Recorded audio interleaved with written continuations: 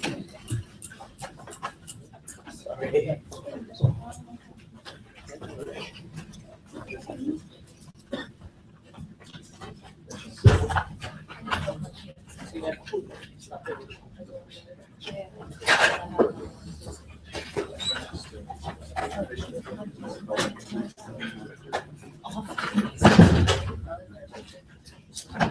I know, I'm sorry. You're funny, just like a different personality. Yeah, I know. No, actually, highly qualified. The first one is really not going to cut it. So. Yeah, so I now I've done that. The rest of us failed in one of the. No one here to joke. I think it's funny. No, I said that we didn't hear it. It's like you're the only nutrition that's just sit in the chat. Have a pen. I'm not saying you should. All right. As well? Are we ready? We good to go? Yep. Fantastic, and I would like to welcome everyone to the semi-final round of the English as a Second Language competition at the World University Debating Championship. And let's give another warm round of applause to each of the teams and our congratulations on their advancement to the semi-final round. First in opening government, Stockholm A. In opening opposition, University of Malaya A. In closing government, BRAC A. In closing opposition, the Chinese University of Hong Kong A. I'm Stephen Johnson. I'll be the chair of this round. I'm joined on the panel by Bryn Guthrie, Charlie Morris, Desislava Kirova, James Dixon, Patricia Johnson-Castle, and Andrew Connery. I will be timing as well as chairing, so you will hear an indication that sounds like this. And unless anyone has any questions or concerns at this point, fantastic. Then I would like to call the House to order and call upon the Prime Minister to lead the opening instructive speech in support of the motion that stands indemnity.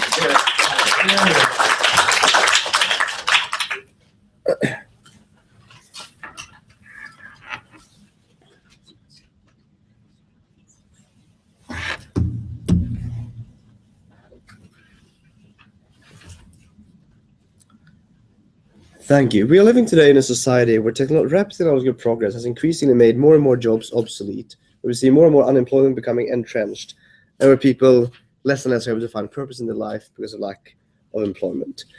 I'm going to talk about three things today. First, how this technological progress harms some of the least productive members of society in a financial way, why that is bad. I talk about the psychological sort of harm from not having a job. I talk about the increased inequality that comes about with technological progress. First, a little bit about mechanism. So we're basically thinking this to be similar to how you today have a lot of limitations on how you can replace workers with other workers. Things like, union kind of laws where you can't just fire someone and replace them with someone else. We're gonna have similar types of legislation for firing people and replacing them with robots or computers and those kind of systems that will be sort of severely limited, heavily regulated. You will be, fined, etc., whatever. We think the exact mechanism is not super important, but it will basically make it very, very hard for you to automate your workplace, right? I think this applies primarily to like the developed world, right? So we think that for a country where everyone is kind of working on agriculture in the status quo, for them to catch up to sort of Western level of technology is more fine. Like we don't think that's like really what the debate is about. So I'm going to talk about sort of first of all the financial effects here. So within basically there's a strong financial harm. No, thank you to those who are the least productive, right?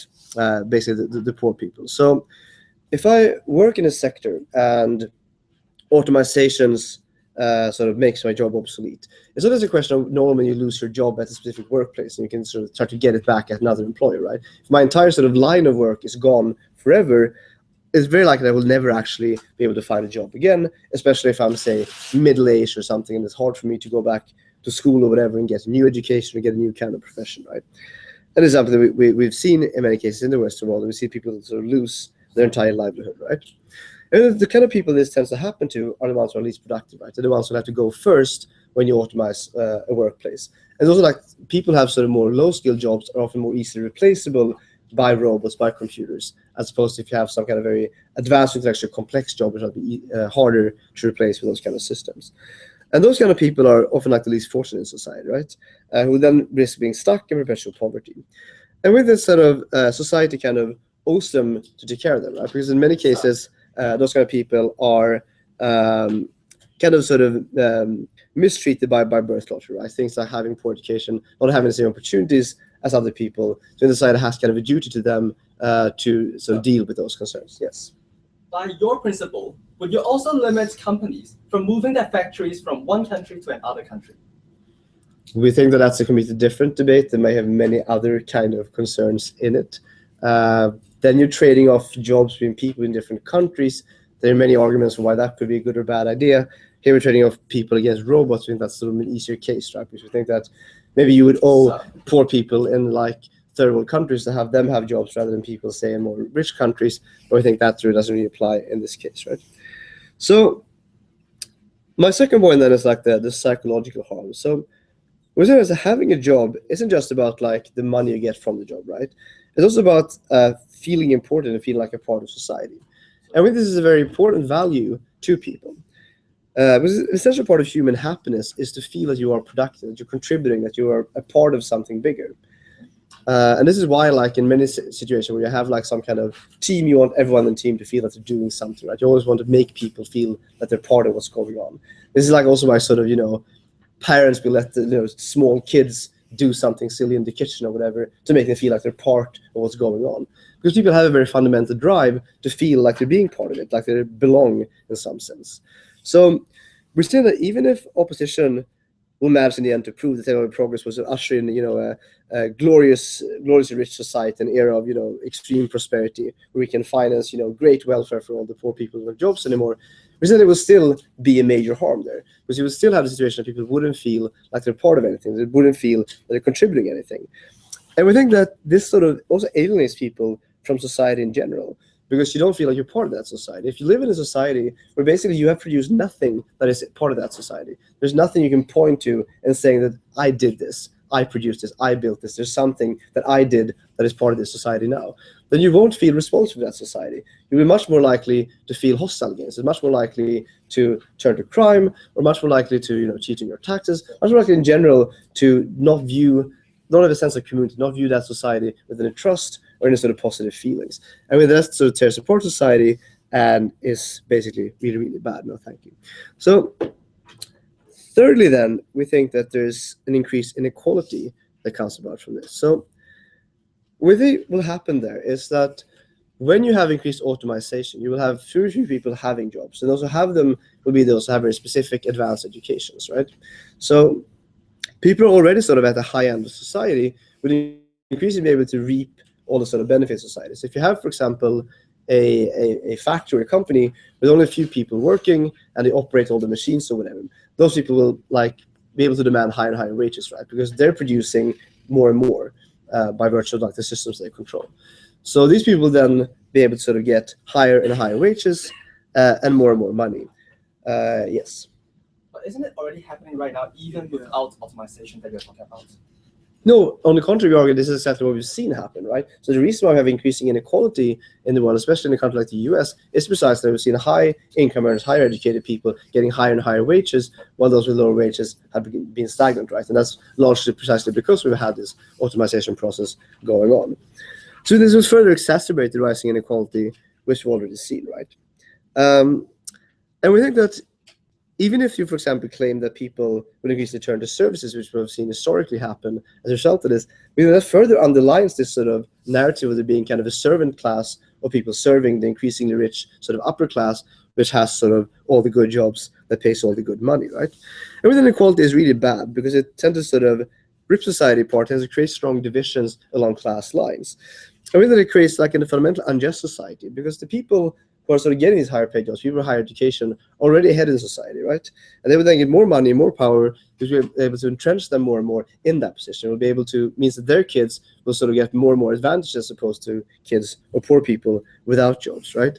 So we think that fundamentally the problem is not a lack of resources, but a distribution of resources. We have enough resources in rich countries to sort of provide for everyone, but what people lack is like, you know, the fact that it's unjustly distributed and have a purpose in life. We think a lot of progress that is too rapid and sort of replaces jobs too much undermines both sort of people's sense of purpose and like the possibility of distributing things equally, and that is why we're very proud to propose. Thank you.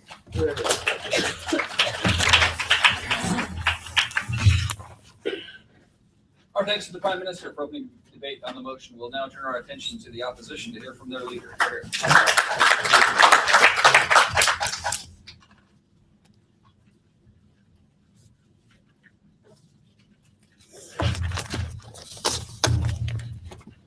The entire Prime Minister's speech is a characterization about why unemployment is bad.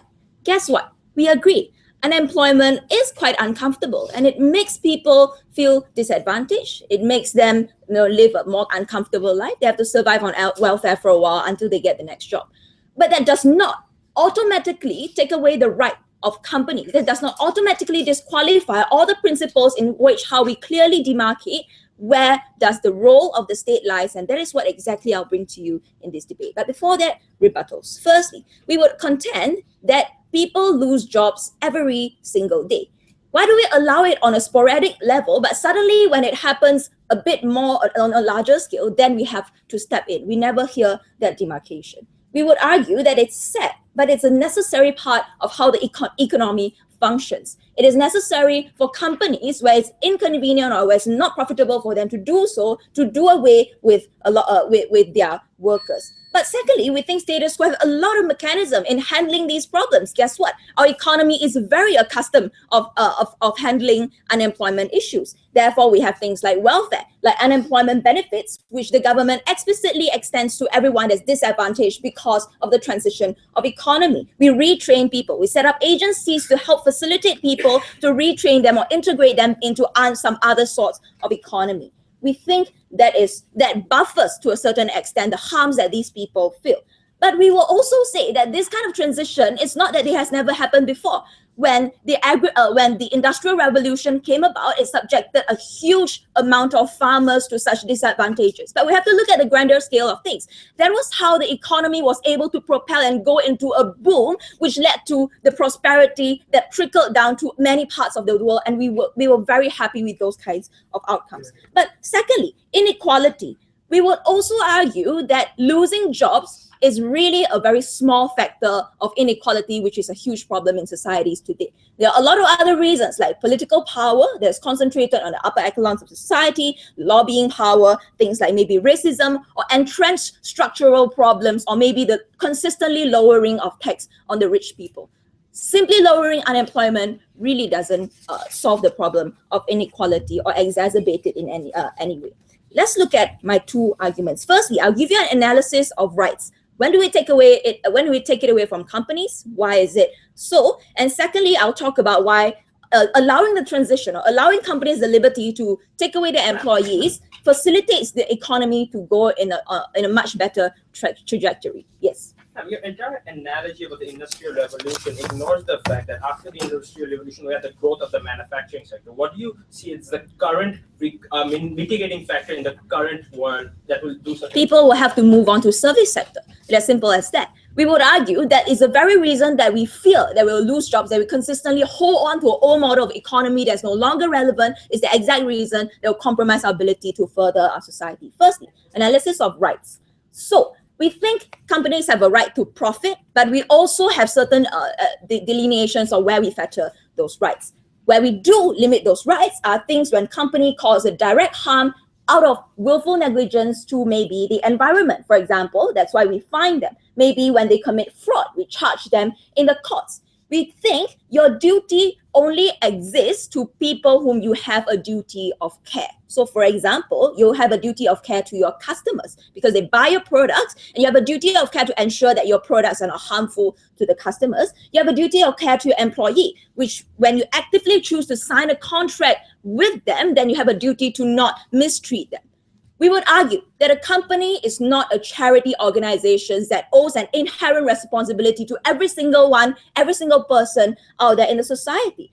Inaction is not a problem of the society, of the company, which is why you don't impose or force companies to donate to charity, which is why even when unemployment is at its peak in many nations all over the world, you don't force companies to take on employees just to help solve or resolve the problem that the economy have. In fact, we think states, in fact, acquiesce to the ability of companies to fire their workers by providing welfare. The fact that you provide welfare to people who are unemployed shows that you're okay with companies firing them. We think it's the state of a duty to take care of these people who are just metabolized out of the economy, and it's not the duty of the company. Why is it so important? It's important to recognize the demarcation of duty because the nature of company are self-serving. They are primarily for profit making. They're not the government nor a charity organization. It's unfair to impose such duties that will essentially harm their ability to profit.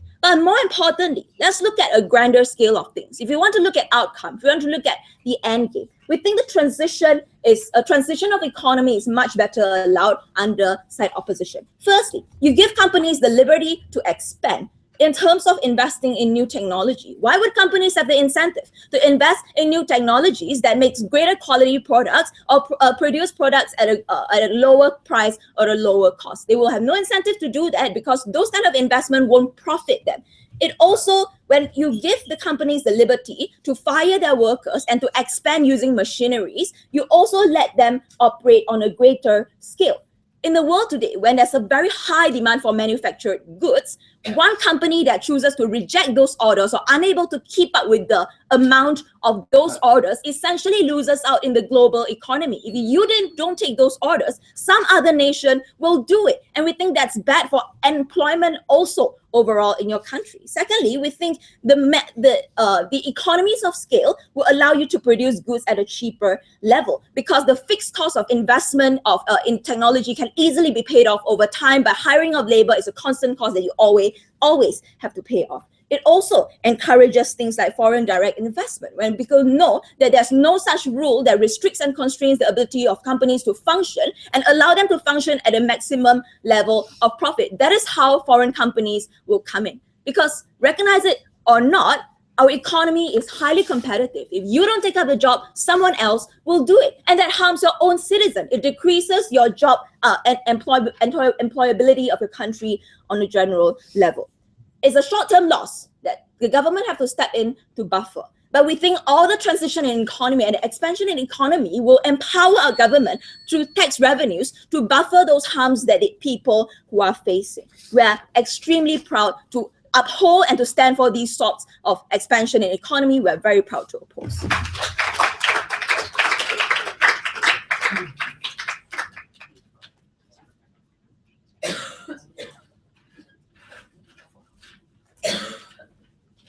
My thanks to the opposition's leader speaker. We'll now turn our attention to the proposition here from the Deputy Prime Minister.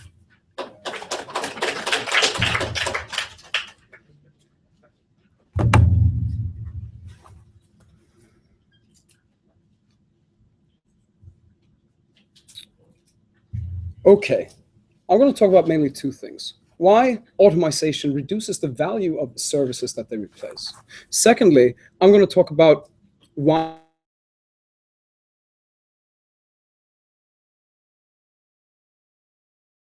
we believe that we should focus past the threshold of just trying to grow our way and instead focus on the people in our society.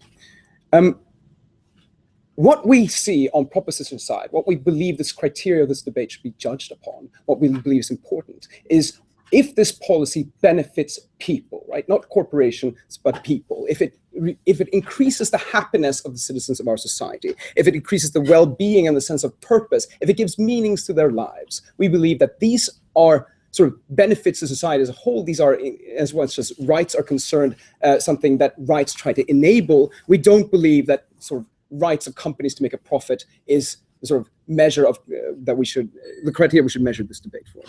I'll do some rebuttal here. First of all, we believe when we're talking about the jobs that are disappearing, they're mostly service jobs, right? If I work in a cash register at a grocery store and that is automated as with a cash register machine, then that's not the same as exporting it to another country. That job is just disappearing. And we believe that that's what I'm going to talk about in my substantial. Secondly, when they say, I'm just going to go into why there's a rights of companies and why that's a bad thing. First of all, they say they can't take the right for companies. First of all, we don't recognize that companies have any rights at all. The citizens of companies or the citizens that own companies might have rights. We believe that there might be other rules and regulations that companies work in, but we're fine with changing those rules if it benefits the citizens of our society, including those who own the companies. Secondly, we believe that when it comes to all the stuff they're saying we can't do, we believe we already do to companies under the status quo, right? When it comes to companies' power, we regulate that. We don't allow companies to get monopoly power. We go in and break them up. We don't allow the companies to enact the power against employees willy-nilly. They say, oh, it's sign a contract. But even we don't allow companies to sign any contracts with employees. We have labor laws. We don't allow companies to have any sort of relations or contracts with consumers. No, we have sort of full disclosure what kind of products they sell, what they contain. And we do believe we can force products to be given to charity. It's called taxation, which is then given out in a form of charity to society. That is something we do on the status quo. And they're saying, no, that doesn't happen or we shouldn't do it. No, thank you. Also, what we're saying here is that what we're looking here is a grand shift in the economy. That's where we're at. That's where we believe that this applies. And so all their sort of ideas of if we're doing this, another nation will do that. We believe that this house would do it in every single country where it applies, so have achieved this level of development where this grand shift has occurred. What is the grand shift I am talking about? I'm talking about the grand shift where we can provide more or less materialistically a good life for every single citizen. We have the wealth. Then we should shift our focus from material wealth to other things, to their other meanings in their lives, to other benefits to these citizens. We don't need to provide them with bread or a proper place to sleep or things like that. We believe we can move up, higher up in the sort of Maslow pyramid. Yes, I'll take it. If material wealth is not such an important thing, why are you so afraid of people losing jobs? What we said already in the Prime Minister's speech is that several aspects of jobs that don't have to do with material wealth that are very important. A sense of meaning in life, a purpose. You go somewhere, you interact with people in a workplace, actually get friends, not stick at home in your house. Also, what they said about this lobbying, economic power, and these sort of issues, we're saying they are exacerbated under this. I'll get that in my substantial as well. So going into this, my first point, why optimization reduces the value of services. Well, we believe when optimization is introduced, when technology is introduced to take these jobs away, you usually do it because of cost-cutting reasons. The technological innovation can do the minimal job, for example, be a cash register or drive a train or something like that. And it's usually for much cheaper. That's why you introduce it. But you take away the sort of human aspect of it. And we believe that that has a value. So why would company then take away this value just to put in the technology? Well, we believe in a lot of areas, they're forced to compete on profit and thus forced to take these steps in a sort of vicious capitalist market. And we believe that without forcing, disallowing them from doing this, we have a, I'm going to use this term, a collective action problem. Because every single company has the incentive to cut costs. And as soon as they've done so by automating their services, be it, for example, call centers or whatever, we believe the services will be inferior because they don't have this human issue. But there will be no reason to reintroduce them or to go up a step because they'll directly lose out in the budget, in the bottom line, even though in the long term, more people will be dissatisfied with it. So what we're saying is that these are definitely problems with automation and sort of issues with it that you have to deal with on opposition side. For example, the lack of flexibility if there's no human face. If there's any sort of wrong or if it technically doesn't work, then you have no way of sort of bypassing the system by just talking to a human being saying, hey, let's fix this. Even if it's booking a flight or whatever. So we're saying it fragilizes the services as well, and we believe that's bad. But going into my second point then, why should we quit our focus on GDP growth and focus more on distribution? Fine, I'll take a second. So just to clarify your stance, so are you conceding that economically speaking, it is definitely better on our side of the house? No, what we're saying is that on a GDP growth, any benefits you're talking about, you have to compare to our benefits on a social level. What we're saying is that even if it's true that it's rendered worth GDP growth-wise, we still win. Why? Because we reach the economic point where people, what they need and desire is not more things, but not more consumption, but more meaningful relationships, a better pastime, a better leisure time, right? So we have hundreds of serials, millions of YouTube channels we can follow. We can satisfy these needs. But what we don't have is a way, we don't focus on as a way to have a meaningful sort of relationships and a meaningful purpose. And that's what we're focusing on here. Because when you have the distribution as we have through capitalism, if you don't have a job, you have no source of income. You also have no source of purpose of what to do. Secondly, when it comes, you have no sort of, in the idea of worth ethic, feel like a productive citizens. Instead, you have producers, a very few amount of producers who control this technology. The owner of a fully automated factory, a fully automated mass transit service, or a fully automated well, whatever. We believe that this gives them power, right? They don't need more money. Mark Zuckerberg doesn't need more money, but that's why he gives it away. But when you give them this power, instead by taking away this opportunity to gain money and life improvement from the few, yes, you might get a little bit more GDP growth. We're fine with conceding that. But what you have to deal with is the fact that we're reducing these people to complete losers in society that have nothing to give, nothing to gain, and that it can only be charity cases. And that is why we want to impose this on proposition side. Thank you very much.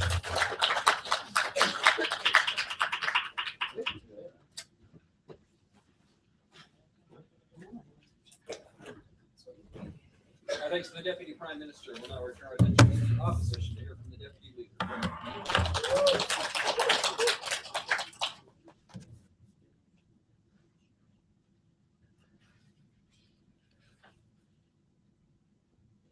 Mr. Speaker, if you were to focus on redistribution and adopt more socialist policy, you need money to redistribute in the very first place. And if the general economy of a country improves, when companies improve, when their profit margins are improving and they pay more taxes because they rely on robots, then the money will be able to trickle down to the economy to redistribute into those things that you wanted to talk about in the very first place, more leisurely activities necessarily. So this is the thing that we need to understand in today's debate. And my leader opposition already talked to you quite clearly. There's a comparative here. Under our side, you need to concede that companies will be more efficient and products will be more cheaper if you adopt robotic technology. Why is that beneficial? Firstly, because essentially, if you adopt your model, which is fully human in nature, less companies will want to come in those particular countries to invest and to build companies and to provide jobs to, guess what? The people that you want to talk about in the end of the day. Even your own people will be less likely to be entrepreneurial, to build their own businesses because they know that they are severely restricted by this economic policy. They're less likely to be able to build a company and to hire, guess what? People that you want to talk about in the end of the day. So there's less job production as a whole, as in a macro level, if you allow this policy as a whole, because companies are driven up from those particular countries and don't have the jobs that you want to talk about. But secondly, consumerism increases because essentially if goods are cheaper, people are better able to buy those particular goods and end up to have more disposable income on their side. They don't need to buy that very expensive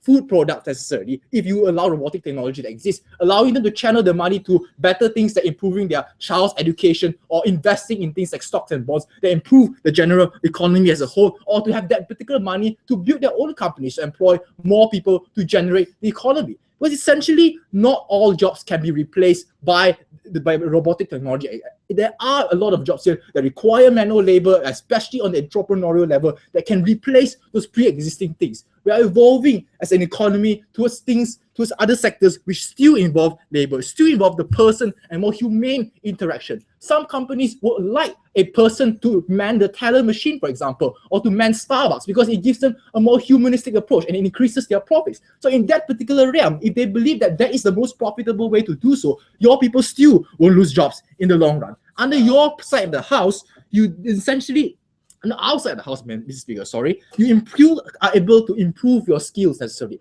Because if the general economy as a whole improves, there's better funding for the state to either give welfare benefits for you to have that transition to find another job or to retrain you.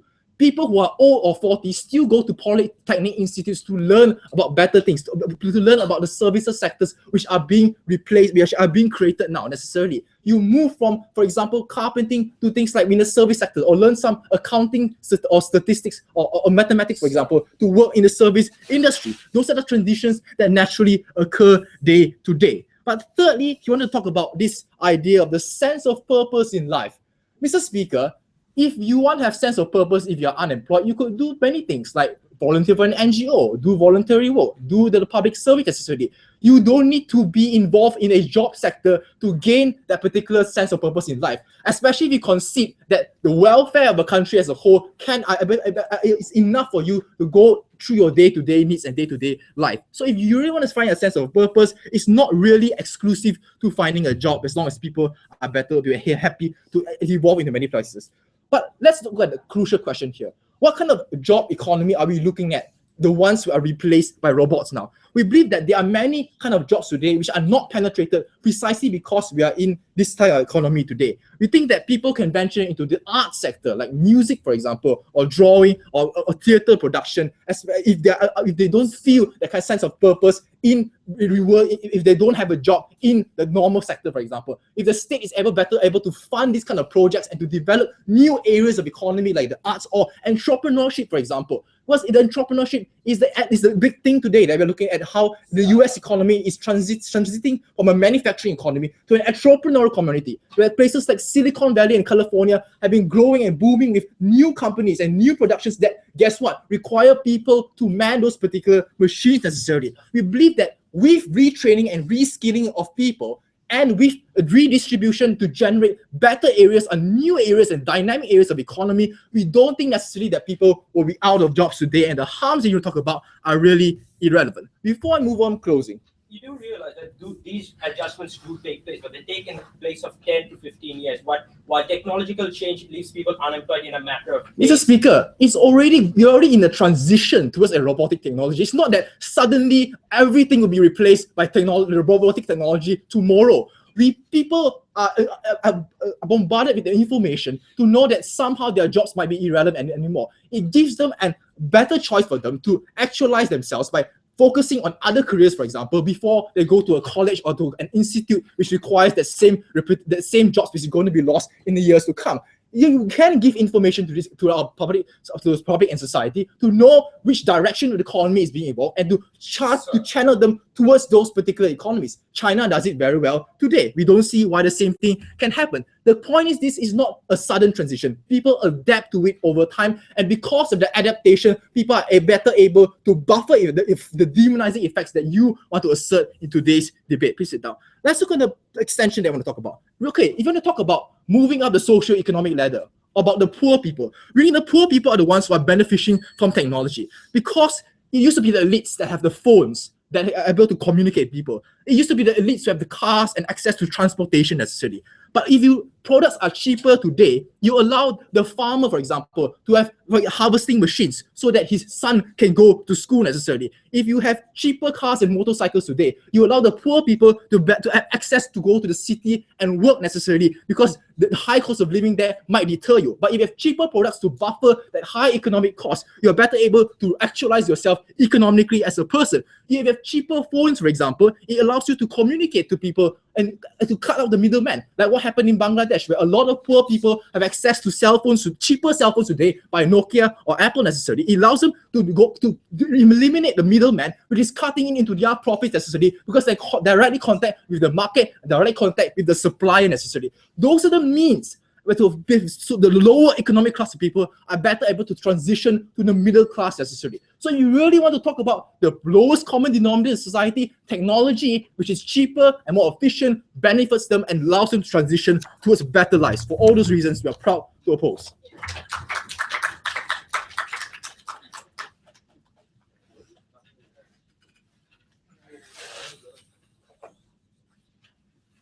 Our thanks to the Deputy Leader of the Opposition for closing the first half of the debate. To open the second, we'll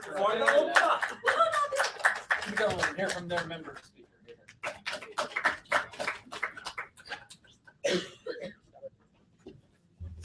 Oh.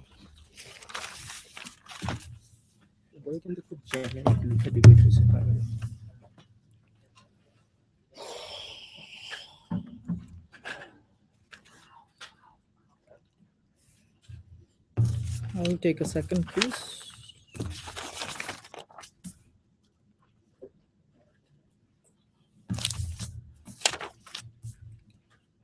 So, ladies and gentlemen, what has the upper house totally dealt with? The upper house has been trying to deal with in government bench, sadly, they're talking about happiness and whatnot, but not recognize that actually it is indeed money is as something important. We accept that. But secondly, ladies and gentlemen, we will directly engage with OO and at the same time show how this particular policy of laying off labor in favor of technology is largely something that goes into the favor of their goal, the end goal, which is to ensure that people are at the end of the day having more money and at the same time are empowered. So in the end of the day, ladies and gentlemen, we'll show that and we'll win this debate. So ladies and gentlemen, before we move on to our argumentation of possible extensions, but let's talk about what they have shown. They have largely shown us, ladies and gentlemen, how things will be incompetitive in largely labor intensive if things are much more labor intensive. We'll give you two ideas. Number one, what's the next big thing for these companies once you restrict these companies from having less labor intensivity? They're going to try to keep labor intensivity, but at the same time try to reduce that same cost. So ladies and gentlemen, maybe they wouldn't be using technologies that cause large amount of layoff, but at the same time, they'll be trying to use technology which maybe at the end of the day would be causing those same people to work maybe at a rate which gives per hour productivity at a greater extent. So ladies and gentlemen, we believe that when technology would be restricted from laying off labor, but at the same time, it will ensure that all those people who will be out there working, their individual productivity can be increased. And in that process, we would expect that companies would go ahead. But secondly, ladies and gentlemen, let's go into much more nuance. What happens when we go ahead and lay off these individuals at large? Let's talk about Margaret Thatcher's age. When we talk about the fact how in reality, large amount of people were laid off when car industries were automated, when we look at iron industry being automated. We saw, ladies and gentlemen, however, we saw they can come up and say that we saw how large amount of unemployment came into existence, but later on there was a massive shock, but later it was absorbed. Wrong. Why? For two reasons. Number one, when we talk about the southern cities, London and Manchester, they still rip off from the benefits of technological automation. But however, the northern city, for example, Birmingham and Leeds, largely suffer. Why? Because, ladies and gentlemen, these were the cities where all those factories were based upon. And what happened at large, sit down, sir, is the fact that when those cities lost this particular huge amount of youth unemployment came into existence, what happened? 20 years were taken, more than 20 years took place in order to take care of that shock. So what happens is there's a generational shock that comes into existence when you go ahead and just come out and say that there's gonna be a massive amount of unemployment. Is it overnight? Because the OO said that, is it going to be overnight at all? Yes, because in case of that particular technological transformation, we saw that overnight, within just weeks, hundreds and thousands of youth were laid off. Why? Because in favor of making cheaper products. But however, ladies and gentlemen, in favor of making cheaper products, while the jobs went to much more service sector-based people, for example, engineers, at the same time, it ensured that 20 years it took that this entire generation moved away from high unemployment. A new generation were required to come up and learn the ways of service sector and then move on. Hence, ladies and gentlemen, it is perfectly proper to go ahead and to provide with this perfect argumentation where it shows that there is a generational shock which takes 20 years and more than 20 years to go ahead and come out of the cycle of massive unemployment, because those people who are accustomed to a particular sort of knowledge, the retraining processes were far more inefficient. When you go ahead and try to say that those agents are going to go ahead and try to move on with those benefits of retraining, we don't see that particularly they're able to bring that overnight change, which however came in case of overnight unemployment. So hence, ladies and gentlemen, there's a massive flaw on that. But moving on, ladies and gentlemen, with our extensions, how does it come into existence? When we talk about all these things, for example, all these people will have more money and these people will have more of all those things. We believe, ladies and gentlemen, for a significant amount of time, all those people who are laid off has to depend on unemployment benefit, and that's where the problem exists. What was the problem with Birmingham? Again, I repeat that. The problem was that the money that was collected from tax in London and Manchester were used heavily in order to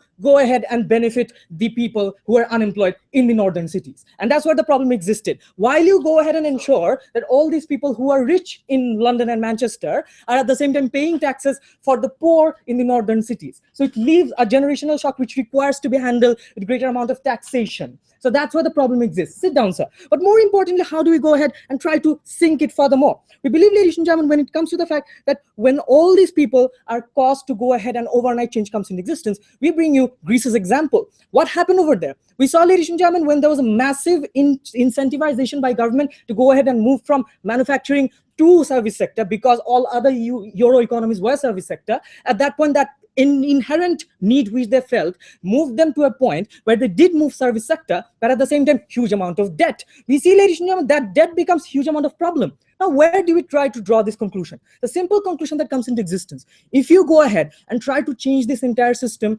overnight, compared to the fact that when our policy is implemented, at that point, companies wouldn't be bringing that same change overnight. What happens is that they try to bring those change shortly or slowly. Why? Because what happens is that they know that they'll have to bring those changes, but slowly in what process? So they would be trying the smallest technology that is available to go ahead and make sure that there isn't a huge unemployment, but at the same time, they're becoming efficient. That's what the next big thing is. Go and become competitive, but not at the same time ensure that you're not harming the economy at large. So ladies and gentlemen, because it's why it's not going to turn into a Soviet Union. Because ladies and gentlemen, there's a private sector existence still, and private sector having profit making still. What happens is that when this private sector goes ahead and ensures that they have to be profit making and competitive, at the same time, they would go ahead and try those small changes and ultimately lead towards big, which is going to ensure that it is a good thing. Yes.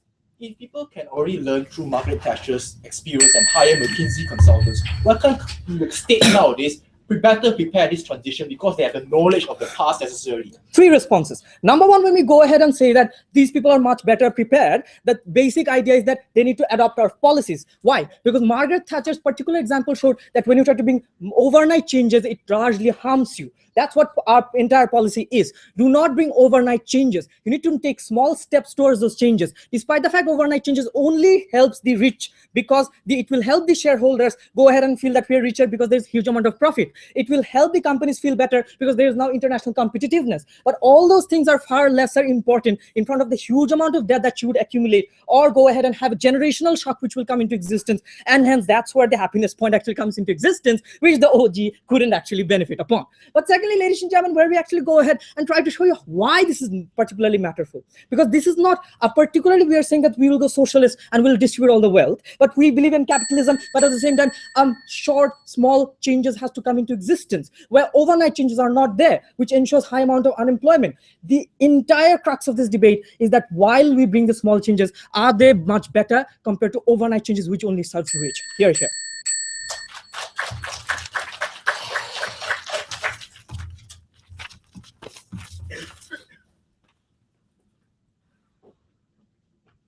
Before we call the next speaker up, I would ask that if you have a timer that makes some noise, make sure that we avoid confusion, that everyone's on the same sort of timing signals. With that, then we'll thank the member of the proposition for the speech and now call the member of the opposition to continue the arguments against. Here you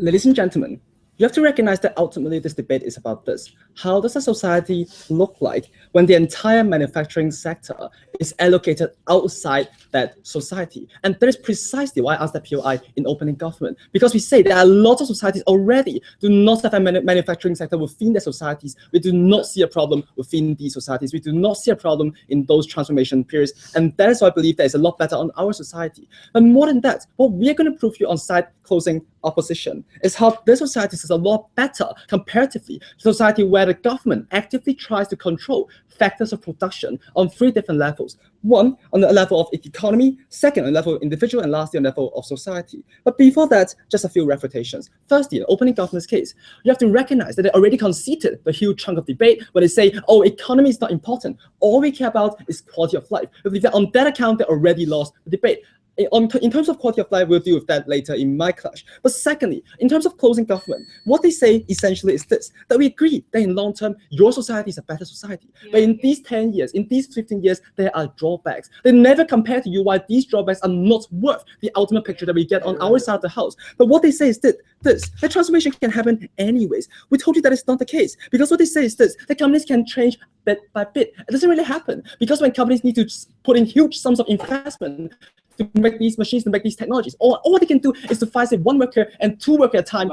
Companies really wouldn't have the incentive to do that. But more than that, they say, oh, in that 20 years, there'll be a huge shock. Ladies and gentlemen, whether there is a shock or not depends on how the government manages it. We give you the case of Hong Kong, where when the entire textile industry moved to Southeast Asia, Hong Kong changes to service industry. The government provides easy training programs that people can learn in a few years, which I think there isn't really that high of a bar for service industries for some people to change to these industries. But more in the long term, they provide better education for these people as well. And that's why a lot of people are able to move very smoothly from these industries to other industries. It is closing opposition's burden, closing government's burden, to tell us why that transformation and transition can never happen. But now, what they say further is this, that you have to spend a lot of money on unemployment benefits. In that sense, you have to compare again with what we have told you on our side of the house. When we tell you that there are a lot more economic benefits that we get on our side from the economy, why can't you simply use those resources to change it into tax revenues and thus help these people? And in the long term, we still get the better results on our side of the house. But now, moving on into the issues of closing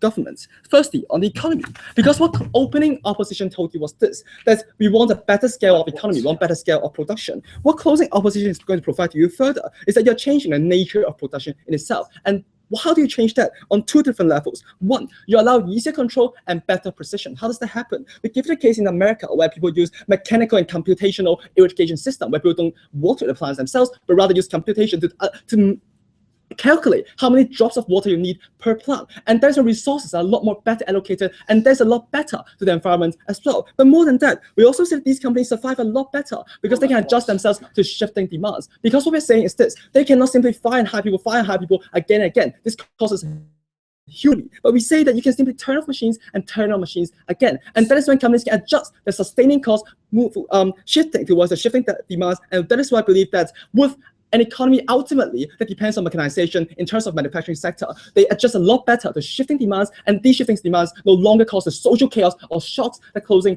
government tells you about. But now, on to the second issue, how do you better benefit people on our side? Because this is what opening government's case is contingent upon. They want people to find meaning of their life. We asked you, 100 years ago, when lots of people are working in, say, Ford Motors, when the entire is about turning a screw 10,000 times a day, how do you get meaning of life from that? Yeah. But under our society, when that shifting happens, this is when people move to service industry. This is when people become more like teachers or a service where they have interaction with people day to day. And we say this is a lot better because at the very minimal, you get variations every day by meeting with different people. And more often than not, you see the results of what you're doing at the end of the day, comparing to making automobiles where you only see the screw every day by day, night and night. How does that shift happens better on our side of the house? The shift happens better because we say a lot of people say current generation first. For the current generation, a lot of people have the better incentive to training programs. What happens in a lot of developing societies right now is that people don't have the incentive to move because they think I can already sustain my living right now by turning these screws. They never reflect, they never think about the meaning of life. The very reason they stay in those factories is not because they derive meaning of life, but rather because it sustains the economic benefits. On our side of the house, people move away from these industries with the government's help, and thus, even if they haven't reflected, they slowly get jobs that better fulfill the meaning of their life on our side of the house. But secondly, we also say for future generations, it is obviously better. No one from the side of the house never told us why future generation getting better education, getting more incentive to finish the education because they can only get jobs after they finish the education. Why is that not better on our side of the house? But lastly, we also say it's also a lot better in terms of society on a few different levels. Firstly, we say there will be a lot more research and development on our side of the house because apart from what O told you, we also say a lot of spin-offs happen from this research and development. This is when one technology leads to other forms of technology. But very often than not, these research comes from research and development departments from these companies. CG tells you they can have other kinds of research that increases the productivity. Increases productivity means they can hire less people. I think by principle, they should object to that as well. But before I go on, why not? We're not talking about society 100 years ago. Right? We're talking about society now, where people don't like work with sort of screwing little things, and people aren't like, we want to have a level of economic prosperity that is sufficient to provide it for everyone. So the need for economic growth is much less in current society. Okay, let's clear things up. On our side of the house, in short term, what have we told you? In those 10 and 15 years, it's very easy for the government to mitigate these harms as long as they allocate policies properly. In the long term, say 100 years ago, but not definitely not that long, like 20 years later, it's a lot better on our side of the house. They never countered that argument, never countered that case. But society, apart from research and development, you also get a lot more educated citizens. We say these are when people get incentives, the training programs to education. This is when they know how to fight for their rights. This is when they are exploited, like on-site government proposals. This is when they know how to fight for their rights. They know they're more informed. They know how to go for different democratic procedures. On their side of the house, very probably workers are already exploited right now, and they're going to continuously be exploited because of the lack of education, because of the lack of ability to seek for help in terms of government. More than that, we also see that with a more educated mass, it's also better for the society to function as a whole because we have more active citizens advocating for rights of different sorts. Ladies and gentlemen, what have we told you on side closing government? We told you that one, you change the nature of how business operates, first allowing a much more sustainable business model. But secondly, you also allow people to better see meaning of their life, first defeating the model of opening government. And lastly, we also said the society would more or less adapt, and thus the 10 to 15 years short-term harms on closing government really doesn't stand, unfortunately. That is why closing off takes today's debate home. Thank you very much.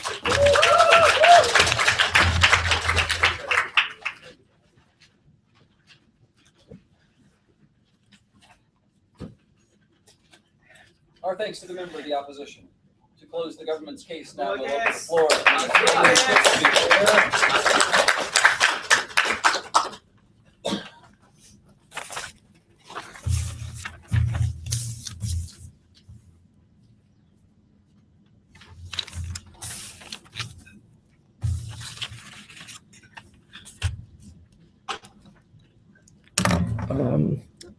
Can I use that? Can I drink some water?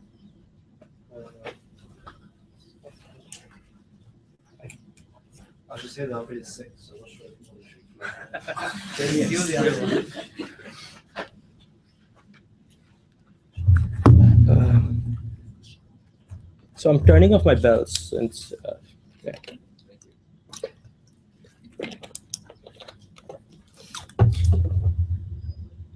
Ladies and gentlemen, we don't fundamentally think this debate's about whether or not imposing this motion is going to stop all technological progress in the next 20 or 30 years. We think this debate's fundamentally about, do governments need to give companies, people, and general economy time to adjust in order to integrate these changes in the structure of the economy so that people and the economy is better off. We're going to be showing you from Team Closing Government that when the government imposes this motion, it better enables people and the government to cope better with these changes in technology in the long run. But before we get into, and we're going to look at that in two questions. Firstly, I'm going to be asking you, is there a magical adjustment? Because the entire silver bullet of Team opening opposition and closing opposition is that there's going to be some kind of adjustment to the service sector. If we can show to you that there isn't one, we believe that Team Closing Government fundamentally takes this case down. Secondly, we're going to be engaged and looking at the debate in terms of their terms. Does this lead to more GDP growth? Does this lead to more economic welfare, i.e., and tying it back to closing government, more happiness, ladies and gentlemen? And if we can show that this impacts economies negatively in the long run, we again believe that we can take this debate home. But let's engage in a bit of rebuttal to closing opposition. We fundamentally believe that Team Closing Opposition's arguments are somewhat similar to opening opposition, since they both rely upon some magical shift to the service sector. They believe that governments can at low cost create people's competencies in going to service sector. They give us the example of Hong Kong, which we believe is an exception because we can see from all around the world what the massive amounts of long-term unemployment that result from shifts to the service sector. Even in Hong Kong, we see that there's a current huge amount of underclass existing in Hong Kong who is part of the protest against the current Chinese democracy. So we don't think necessarily that these training programs do work. Then they tell us that this shift to the service sector will make people happier in the long run. That's dependent on if they have the skills to get into the service sector, if they have the education necessary to get in the service sector, because it's very much dependent on whether you have the gift or the riches, ladies and gentlemen. So in the long run situation that they paint to you, ladies and gentlemen, it always benefits the rich more than the poor, the blue collar worker, the white collar worker more than the blue collar worker, because we recognize those people have more of a hold over the service sector. We recognize that in order to succeed at the service sector, what you need to do is have the better education. It's not about how hard you work, it's about better education distribution you have, and that's where the inequality comes in, ladies and gentlemen. They were not able to show us that in their long-term shift to the service sector, that these workers that lose their jobs will be protected, ladies and gentlemen. We don't necessarily believe that they showed us how this short-term,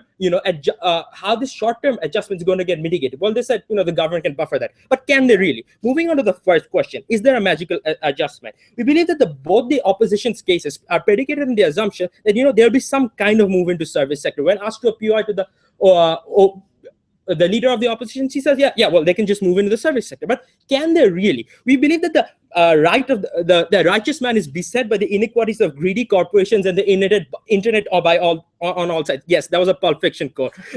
So what's happening in the service sector currently? We believe that the service sector is also being automized, right? We see that in the service sector, we see that bank services are being, outsourced by banking applications, which you can do on your phone. We see that at Tesco, your cashier is being replaced by a machine, ladies and gentlemen. We see that ultimately that workers cannot ultimately make this transition into the service sector, and they have not shown us why these technological adjustments will not happen also in the service sector, ladies and gentlemen. We believe that that's equally applicable, ladies and gentlemen. Then they tell us that they've completely failed to neglect to engage with the idea that we brought about of the generational shift and the massive problems it raises for governments in managing this adjustment when these technological shifts happen overnight, which will happen if this model is not implemented. We've shown you the example of Birmingham, how after the closure of the car industry, it took 20 years, and even after 20 years, they still suffer from higher rates of depression, suicide, and all those other bad shit, right? So what happens then? We see that overall happiness is reduced, overall economic welfare is reduced, because the people in London and Manchester still have to pay higher taxes, ladies and gentlemen, to subsidize these people. So their assumption that everybody's well off when technological change happens is completely wrong, ladies and gentlemen. So because you're having to tax somebody else more to sustain this. But we tell you that this is not sustainable. Maybe it's sustainable for the government of UK, but in most general cases, it's not sustainable for most governments around the world. We see that how countries like Greece, Argentina, Venezuela, and all of these other countries racked up massive GDP deficits in trying to provide such high levels of unemployment benefits to these people, ladies and gentlemen.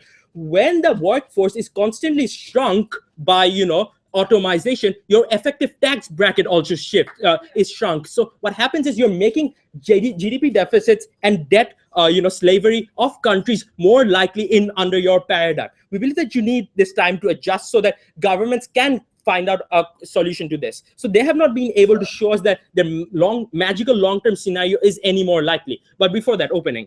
I already told in my substantive how government, because there's more productivity and there's more money, can channel develop new industries like the entrepreneurship industry.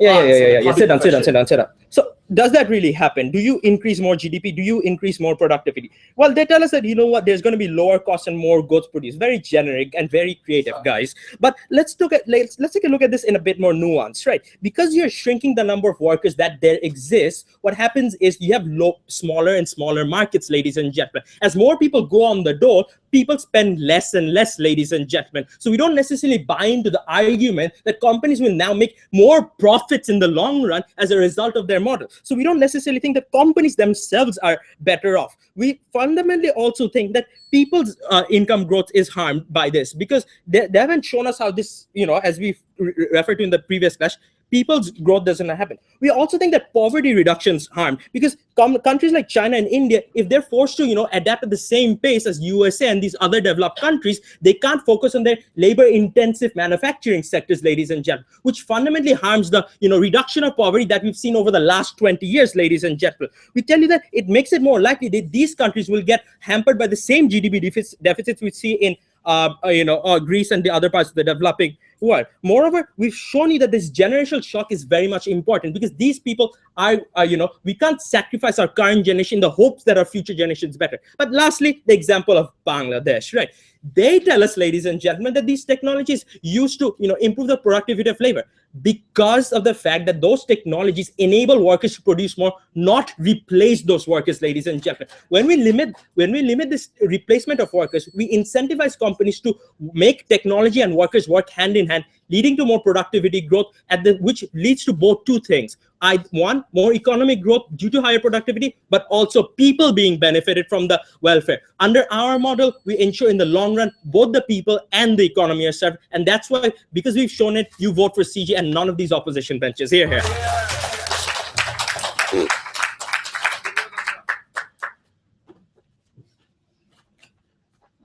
Our thanks to the closing speaker from the government. We'll now open the floor to the opposition speaker.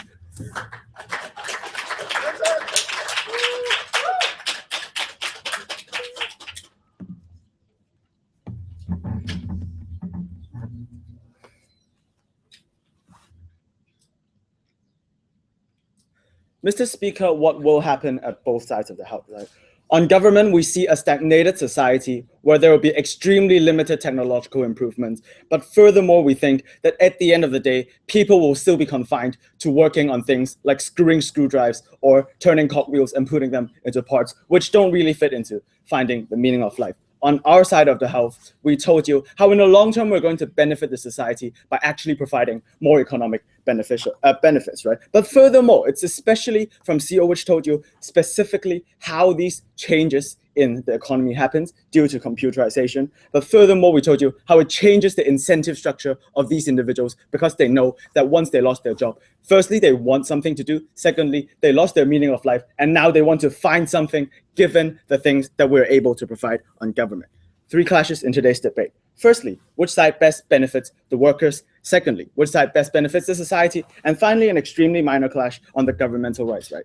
So the first of those things, right? What OG came out and told you was that people will lose the psychological meaning of life and that sort of stuff, right? Samuel already told you very clearly how if we were talking about low-skilled laborers, if we were talking about people who engage in repetitive work, who engage in screwing screwdrivers every single day, we don't see how they're going to have a better meaning of life at the end of the day, right? We think ultimately what we're capable to provide you is this, that after they lost this job, they engage into other training programs, they engage into the service sector, they engage into many sorts of other educations, which best benefits their education, which best benefits their entire and self-fulfillment of meaning of life. No response from that side of the house. Their best response, no, thank you, sir, was that service sectors can also be replaced at the end of the day, and ultimately, no one in the society has work. We say that is extremely problematic because service sector is important due to variations in everyday work, right? You can replace someone with a machine if it's only screwing a screwdriver. You cannot replace a teacher with a machine